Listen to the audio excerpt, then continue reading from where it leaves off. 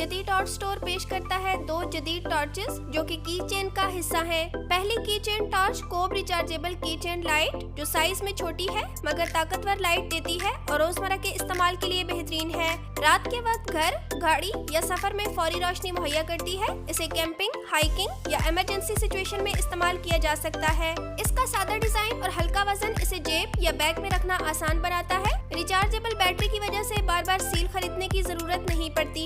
दूसरी की chain torch 6-in-1 rechargeable की चेन है। ये लाइट एक मल्टी फंक्शनल टूल है जो लाइट के साथ साथ 6 दीगर काम भी अंजाम देता है।